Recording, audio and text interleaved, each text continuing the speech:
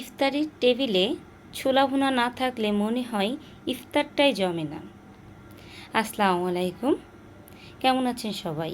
আশা করছি যে যেখানে আছেন ভালো আছেন এবং সুস্থ আছেন। আজকে আমি আপনাদের মাঝে নিয়ে এলাম আমি বাসায় যেভাবে ছোলা ভুনা করে থাকি সেই রেসিপিটি। তো চলুন দেখে নিই আমি বাসায় কিভাবে ছোলা ভুনা করে থাকি। তো আমি ছোলাগুলো কিন্তু আগে থেকে সিদ্ধ করে নিয়েছি, এখন আমি এটা ভুনা করব। তো আমি তার জন্য একটা ফ্রাই প্যান নিয়েছি, তার মধ্যে দিয়ে দিলাম পরিমাণ মতন তেল। তেলটা যখন গরম হয়ে আসবে তখন আমি এর মধ্যে দিয়ে দিব পেঁয়াজ কুচি। আমি এখানে বড় সাইজের একটি পেঁয়াজ কুচি ব্যবহার করেছি। তো পেঁয়াজটা কিন্তু আমি একেবারে ভেজে লাল করে ফেলবো না, সামান্য কিছু সময় ভেজে নিব। এর মধ্যে আমি দিয়ে দিলাম গরম মশলা। আমি এখানে কালো এলাচ দিয়েছি একটি, সাদা এলাচ দিয়েছি একটি এবং দারচিনি দিয়েছি। আর এখন দিয়ে দিচ্ছি তেজপাতা একটা, দিয়ে খুব ভালো করে মিশিয়ে নিচ্ছি। এখন আমি এর মধ্যে দিয়ে দিব আদা রসুনের পেস্ট। এখানে 1 টেবিল চামচ নিয়েছি আদা বাটা, 1 টেবিল চামচ নিয়েছি রসুন বাটা। এখন আমি এর মধ্যে দিয়ে দিব জিরা বাটা। আপনারা চাইলে এখানে জিরার গুঁড়িও ব্যবহার করতে পারেন। আমি 1 চা চামচ পরিমাণ জিরার বাটা দিয়েছি। এখন খুব ভালো করে কষিয়ে নিব। কিছু সময় কষানোর পর আমি এর মধ্যে দিয়ে দিচ্ছি কাঁচামরিচ কুচি। আমি এখানে 1 চা চামচ কাঁচামরিচ কুচি দিয়েছি। আপনারা আপনাদের স্বাদ অনুযায়ী ঝালটা ব্যবহার করবেন। তো আমি সব মশলাগুলো খুব ভালো করে কষিয়ে নিলাম। এখন আমি এর মধ্যে দিয়ে দিলাম সামান্য পানি। এখন আমি এর মধ্যে দিব কিছু গুঁড়া মশলা।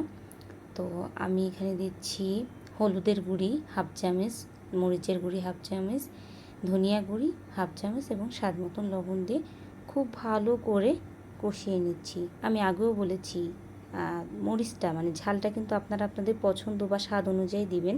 আমি কিন্তু আমার প্রয়োজন অনুযায়ী বা পছন্দ অনুযায়ী ঝালটা ব্যবহার করেছি। তো মশলাটা খুব ভালো করে কষিয়ে নিয়ে আমি এর মধ্যে দিয়ে দিব সেই আগে থেকে সিদ্ধ করে নেওয়া ছোলাগুলো, দিয়ে খুব ভালো করে আমি আবারও কষিয়ে নিচ্ছি মশলার সঙ্গে। ছোলাগুলো কিন্তু খুব ভালো করে কষিয়ে নিয়ে আমি এর মধ্যে দিব সামান্য পরিমাণ পানি। এখন খুব ভালো করে মিশিয়ে নিয়ে ঢাকনা দিয়ে রান্না করব।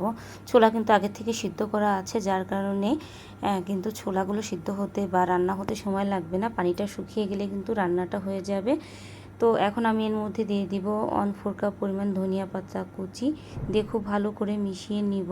আর এই পানিটা কিন্তু শুকিয়ে মশলাটা যখন ছোলার সঙ্গে গায়ে মাখা মাখা হয়ে যাবে তখন কিন্তু আমি এটা নামিয়ে নিব। তো আমার ছোলা ভুনা কিন্তু হয়ে গেছে। আমি কিন্তু এখন এটা একটি পাত্রে তুলে নিচ্ছি। আমি কিন্তু বাসায় এভাবে ছোলা ভুনা করে থাকি, আর আমাদের বাসার প্রত্যেকটা সদস্য কিন্তু এই ছোলা ভুনাটা প্রচণ্ড পরিমাণ পছন্দ করে। আপনারা চাইলে কিন্তু বাসায় ট্রাই করতে পারেন। আর বাসায় ট্রাই করার পর এটা কেমন হয়েছে আমাকে অবশ্যই কমেন্টে জানাবেন। আশা করছি আজকের ভিডিওটা আপনাদের কাছে ভালো লেগেছে। ভালো লাগলে লাইক কমেন্ট করতে ভুলবেন না। তো দেখা হবে অন্য কোনো ভিডিওর সঙ্গে। ততদিন পর্যন্ত ভালো থাকবেন, সুস্থ থাকবেন।